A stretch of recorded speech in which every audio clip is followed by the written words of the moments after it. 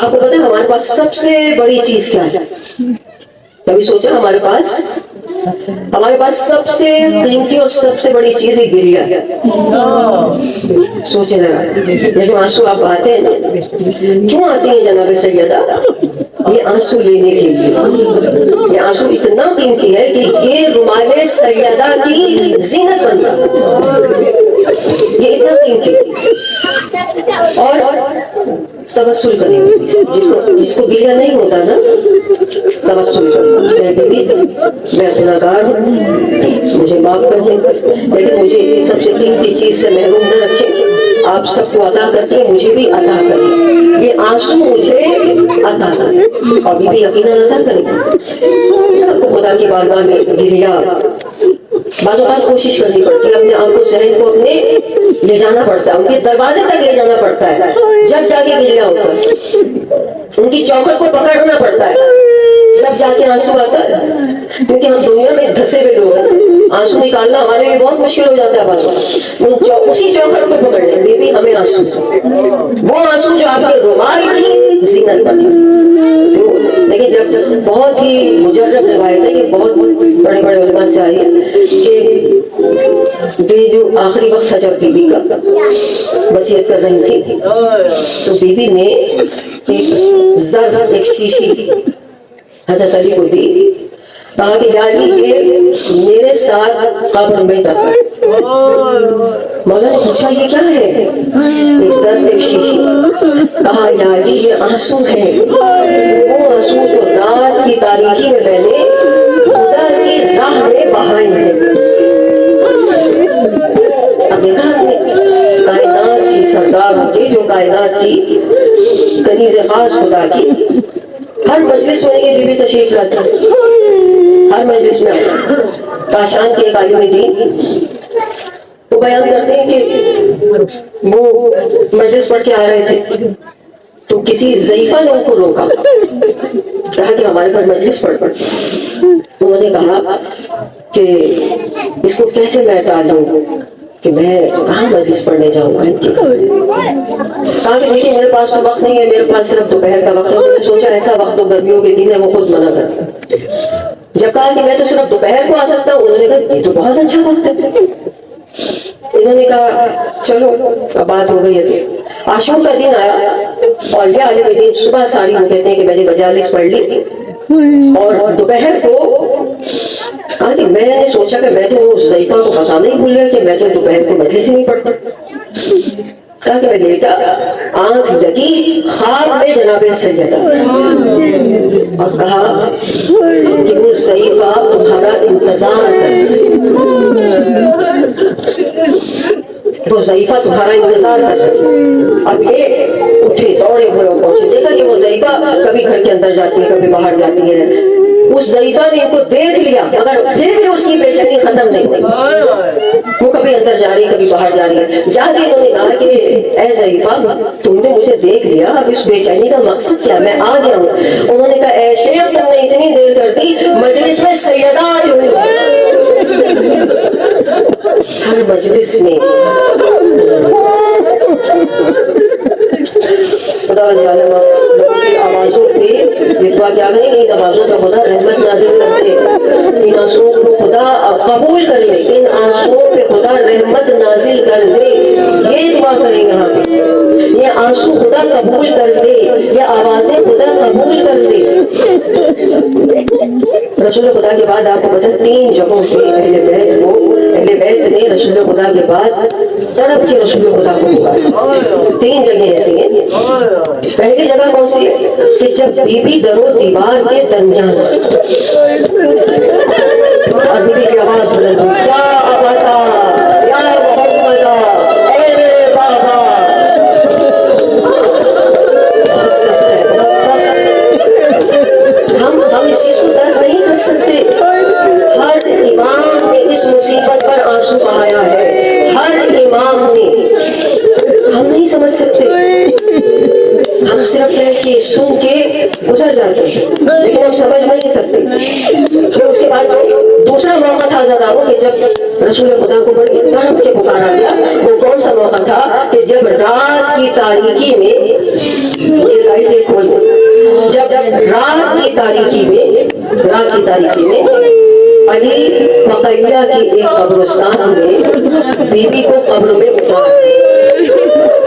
वो इतना सख्त मरहला था कि जब अली ने दोनों हाथों में लेके बीबी को उतारा ना कब्र में, तो एक मरतबा चीखे बुलंद हो आवाज दिया, अस्सलाम अलैका या रसूल अल्लाह, ए अल्लाह के रसूल को अमानत जो आपने दी थी मैं वापस कर रहा हूँ, लेकिन या रसूल खुदा मैं शर्मिंदा हूँ, ये अमानत अब सालिम नहीं है, इसके बाजू टूटे हुए, इसकी पसलियाँ टूटी हुई है, इसका चेहरा जख्मी है, या मैं ये कहूँ कि फूल था जो मुरझा गया, या रसूल खुदा मुझे माफ कर दो।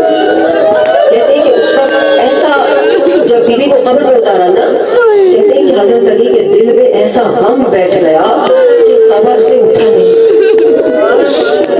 और तीसरी जगह कौन सी थी जहाँ रसूल खुदा को पुकारा गया कि जब 11 मुहर्रम को जनाबे ज़ैनब मक्तल में भाई के लाशे पर पहुंची और भाई के लाशे को इस आलम ने देखा, सरतन से जुदा है, दोनों की टांगों से पामाल है, एक मरतबा मदीने का रुख किया, आवाज दी, अस्सलाम अलैका या रसूल अल्लाह, या रसूल अल्लाह, ये आपका प्यारा हुसैन है जो करबला की आग पर बिखरा हुआ है, या रसूल अल्लाह देखिए, जरा आकर देखिए कि बेकफन लाश में से हवाएं कैसे गुजर रही। या रसूल खुदा, वो जिस हुसैन के गलुए मुबारक को आप चूमा करते थे वो तीरों से बर्बाद है। या रसूल अल्लाह, रगे गर्दन से बहने वाले खून से गुस्ल किया गया है। कितनी सख्त है शहादत मेरी बीवी की। ये जो शबे शहादत थी ना, जरा शबे शहादत, जो शबे शहादत थी ना, शबे आशूर से कम नहीं की, जो कल की रात गुजरी। आज तो शहादत की रात है ना, जो कल की जो रात गुजरी ना, तब जो है नाम की मार्फत से गिरिया करना सुन के शबे आशूर से कम नहीं थी वो रात। क्या हो रहा था उस रात में? सैयदा के घर में बीवी ने अपने छोटे छोटे बच्चों को बिठाया हुआ था और उनके चेहरों को देख रही थी, उनको खाना खिला रही थी, उनके कपड़े बदलवा रही थी, उनके चेहरों को देख रही थी। शबे आशूर करबला में क्या हुआ था? वहाँ माए बच्चों को संभाल रही थी, माए बच्चों को देख रही थी, लेकिन बस फर्क ये था कि वहाँ माओ ने नहीं जाना था, यहाँ माँ ने जाना था। 75 दिन आसान नहीं था जनाब सैयदा के लिए बच्चों को संभालना, इसलिए कि इमाम फरमाते हैं कि नहीफा हो चुकी थी, नहीफ हो चुकी थी, अरकाने बदन टूटे हुए थे, एक हाथ से सारे काम हो रहे थे, दीवारों को पकड़ पकड़ कर चल रही थी। बच्चे क्या देखते होंगे अल्लाह ताला, उसी में सारे काम हो रहे थे और उसी में जो कल का दिन गुजरा, बीवी ने एक बार जनाबे ज़ैनब का हाथ पकड़ा, जनाबे ज़ैनब का हाथ पकड़ा, अभी ठहर जाए, जनाबे ज़ैनब का हाथ पकड़ा, आराम से मसाइल देखें, तसल्ली से सुना करें, तसल्ली से गिरिया करें ताकि हमें अता हो। बीवी ने जनाबे ज़ैनब का हाथ पकड़ा, सारा दिन काम करती रही, ये काम वो काम, ये काम वो काम, और शाम को जनाबे ज़ैनब को अपने बैठ जाए, शाम को जनाबे ज़ैनब को बैठ जाइए, शाम को जनाबे ज़ैनब को अपने पास बिठाया, बेटी तुमने सारे काम देख लिए? कहा अम्मा मैंने सारे काम देख लिए। कहा बेटी कोई काम ऐसा तो नहीं कि तुम्हें समझ में ना आया? बेटी अगर कोई काम समझ में नहीं आया तो मुझसे पूछ लो, इसलिए कि कल बताने के लिए मैं नहीं हूँ। जनाबे ज़ैनब ने कहा अम्मा मुझे सब काम समझ में आ गया, अम्मा मुझे सब समझ में आ गया कि कैसे घर के काम करते हैं, तमीज़ों को कैसे संभालना है, दर्स कैसे देना है, इस्लाम का फलसफा कैसे बयान करना है, मगर अम्मा एक बात समझ में नहीं आई, ये जो आप रातों को उठ उठकर हुसैन को पानी पिलाती है, अम्मा क्या मुझे प्यास नहीं है? बीवी ने कहा ज़ैनब जब से मैंने सुना है ना कि मेरा हुसैन 3 दिन का प्यासा शहीद है, मेरा दिल चाहता है कि मैं बार बार हुसैन से पूछूं, हुसैन तुम्हें प्यास नहीं लगी?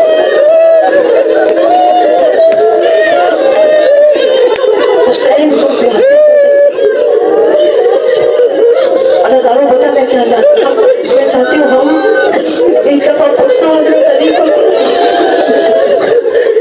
हजरत अली को कभी आपने सोचा हजरत अली सबसे मजलूम अव्वल हजरत अली है, अपने 400 खुतबों में अपनी मजलूमियत का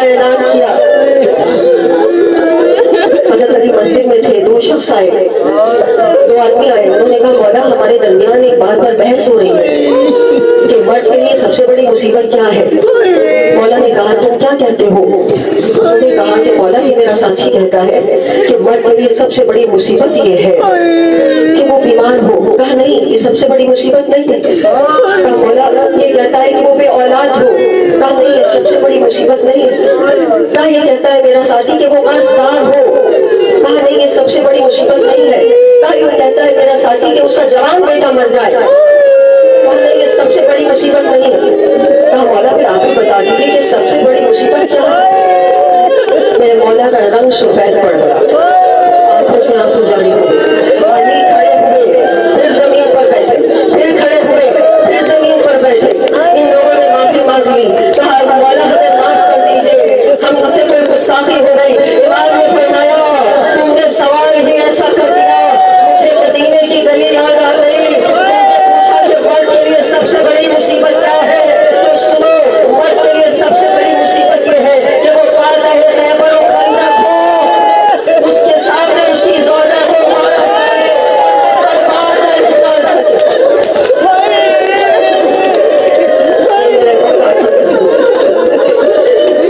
सारे मसाइल छोड़ दिए। एक महीना होने को आ रहा है, हम बहुत मसाइल सब कुछ सुन रहे हैं। आज उसका निचोड़ है, आज ये गुस्सा है। बीवी ने वसीयतें की ना, जब मौला को वसीयत कर रही थी, यानी मेरे बच्चे बहुत छोटे, यानी इनका ख्याल रखना। फिर कहा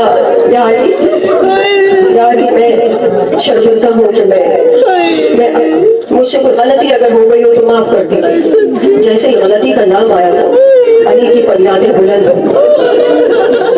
मेरा मौला फरियादें बुलंद की। कहा बतूल आप गलती की बात करती। कहा कि मैं आपसे शर्मिंदा हूँ, आपने मेरे घर में चक्की पीसी, मेरे घर में आपके हाथों से खून निकला, मेरे घर में आपने पोशीदा लिबास पहना, मेरे घर में आप पर चलता हुआ दरवाजा गिराया गया। शर्मिंदा तुम्हें। कहा अली मुझे रात में गुस्ल देना, मुझे रात में कफन पहनाना, मुझे रात में दफन करना। कहते हैं कि ये बात तो समझ आती है कि गुस्ल कफन रात को हो, लेकिन दफन तो सुबह को भी किया जा सकता है। लेकिन अज़ादारों बीवी ने कहा रात को दफन करना। क्यों? क्योंकि बीवी नहीं चाहती थी कि जिन लोगों ने मेरे घर को जलाया, जिन्होंने मेरे बच्चों को सताया, मेरे जनाजे में वसीयत तो बीवी ने बड़ी अजीब की, बहुत मिंबर से तो पढ़ी जाती। यानी मेरा पैराहन तब्दील न करना, मेरे लिबास को तब्दील न करना। कहते हैं कि शायद बीबी ने इसलिए कहा था कि वो टूटी हुई पसलियां अली से छुपा रखी। लेकिन जब रात के अंधेरे में गुस्ल दिया, की चीखें बुलंद हुई, अली सर अपना दीवारों में मारने लगे। अस्मा बिन्त अनीस ने कहा कि मौला आप बच्चों को कह रहे हैं कि खामोशी से रहो, आप वो चीखें मार रहे हैं। कहा कि अस्मा क्या बताऊं, ज़हरा में मुझसे अपनी टूटी हुई पसलियां छुपाई। उससे मसाइल तमाम हो गए। अभी क्या जनाजा किस तरह उठा, जनाजा तैयार हुआ, जनाजा तैयार हुआ। आओ बच्चों, माँ से मिल लो, माँ जा रहे हैं। आपको पता है आप रो रहे हैं, आपको कोई पाबंदी नहीं है। आपको ये नहीं कहा गया कि आपकी आवाजें इस घर से बाहर न जाए। अगर आपको कह दिया जाए खुदा न करे किसी का जवान बेटा मर जाए, किसी की माँ मर जाए, और उसको कहा जाए तुम्हारी आवाज घर से बाहर न जाए, आप मुझे बताएं। सवाल है मेरा, बताओ कैसे रो, बताओ कैसे रो। हसन हुसैन को कहा जाए तुम्हारी आवाज घर से बाहर न जाए, आपको पता है बच्चे कैसे रो रहे हैं। बच्चों